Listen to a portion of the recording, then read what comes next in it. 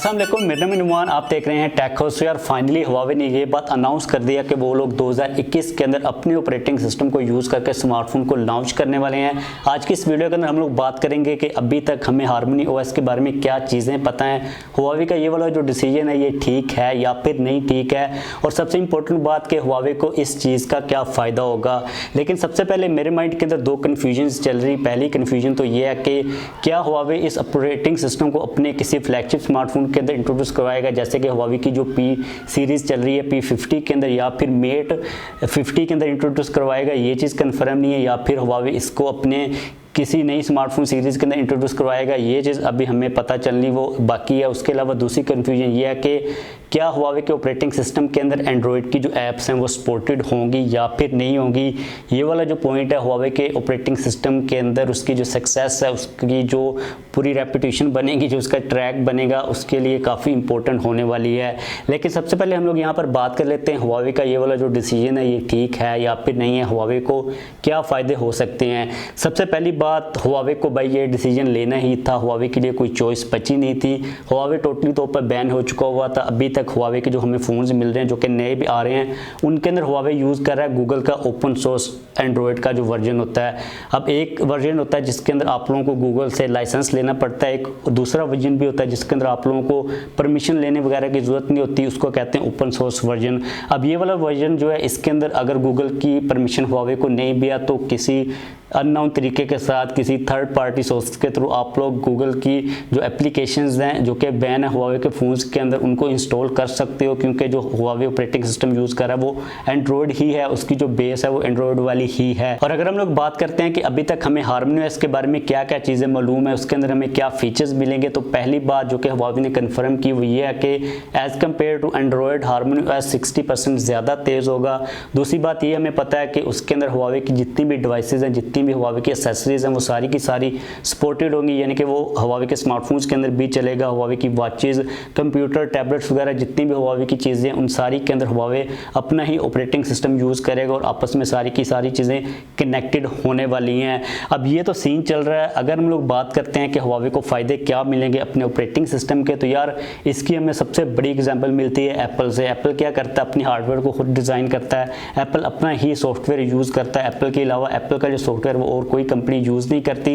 इसका सबसे बड़ा फ़ायदा आप लोगों को मिलता है परफॉर्मेंस के अंदर, एफिशिएंसी के अंदर। अगर आप लोग किसी भी डिवाइस को खुद डिज़ाइन कर रहे हो, उसका जो सॉफ्टवेयर है वो भी आप लोग खुद ही बिल्ड कर रहे हो, तो आपकी जो ऑप्टिमाइजेशन होती है हार्डवेयर के साथ और सॉफ्टवेयर के साथ, वो काफ़ी ज़्यादा कमाल की होती है।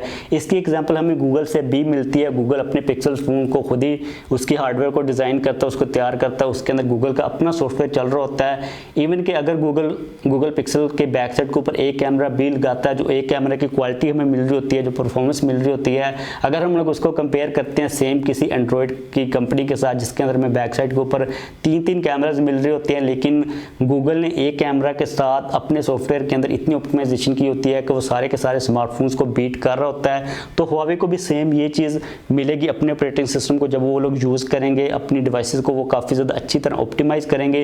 ये फ़ायदा हुआवे को मिलने ही वाला है। अब हुआवे का ये वाला जो डिसीजन है ये ठीक है या फिर नहीं है, तो भाई हुआवे के पास कोई चॉइस तो थी नहीं, हुआवे ने अपना ऑपरेटिंग सिस्टम तो बिल्ड करना ही था। और अगर फ्यूचर के अंदर हुआवे का ये मसला गूगल के साथ खत्म हो भी जाता, हुआवे के ऊपर जो पाबंदियां लगी हैं वो खत्म हो भी जाती हैं, तब भी हुआवे को अपना ऑपरेटिंग सिस्टम लॉन्च करने का किसी किस्म का कोई भी नुकसान नहीं है। इसकी एग्जांपल हम लोग इस तरह ले सकते हैं, क्योंकि जो एप्पल का iOS है वो एज़ कम्पेयर टू एंड्रॉयड काफ़ी ज़्यादा डिफरेंट है। हुआवे की जो मार्केट है वो काफ़ी ज़्यादा बड़ी है। जब ये मसला खत्म हो जाता है, इन केस हुआवे अपने ऑपरेटिंग सिस्टम को यूज़ करा जिसके ऊपर एंड्रॉयड वाली एप्लीकेशंस नहीं चल रही, तो भाई सीधा सीधा सीन ये होगा, जिस तरह जो एप्लीकेशंस के डेवलपर्स होते हैं वो iOS के लिए डिफरेंट ऐप्स को बनाते हैं, उसी तरह वो क्या करेंगे कि हुआवे के लिए भी डिफरेंट ऐप को बना देंगे। यानी कि यूट्यूब जो हुआवे के फ़ोन के ऊपर चलेगी वो डिफरेंट होगी एज़ कम्पेयर टू हमें जो गूगल की अपनी मिलती है, क्योंकि जो आर्किटेक्चर होगा हुआवे के ओएस का वो थोड़ा सा डिफरेंट होगा। यानी कि हुआवे की ऑपरेटिंग सिस्टम के लिए तब डेडिकेटेड ऐप्स आना वो स्टार्ट हो जाएंगी। हुआवे को नुकसान तो बिल्कुल भी नहीं है, हुआवे के पास भाई कोई चॉइस भी नहीं है।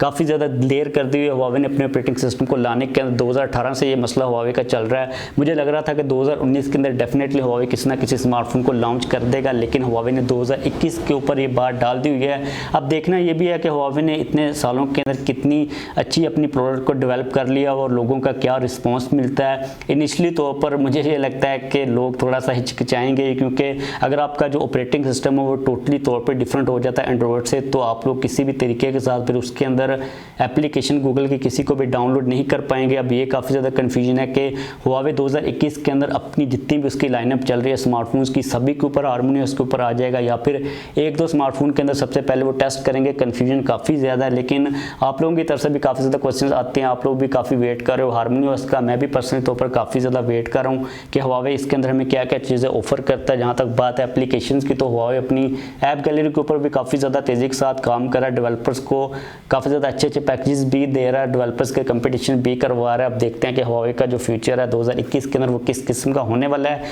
इस वीडियो को खत्म करते हैं। वीडियो को खत्म करने से पहले आप लोग नीचे कमेंट्स के अंदर लाजमी तौर पर बताओ कि आप लोग क्या एक्सपेक्ट कर रहे हो Huawei के अपने Harmony OS से। अगर आप लोगों का किसी किस्म का कोई क्वेश्चन हो Huawei के फोन्स के रिलेटेड, गूगल के एप्लीकेशंस के रिलेटेड, आप लोग वो भी नीचे कमेंट्स के अंदर पूछ सकते हो। जाने से पहले इस वीडियो को लाइक लाजमी तौर पर कीजिएगा। अगर आपने अब तक चैनल को सब्सक्राइब नहीं किया तो चैनल को भी सब्सक्राइब कर लें।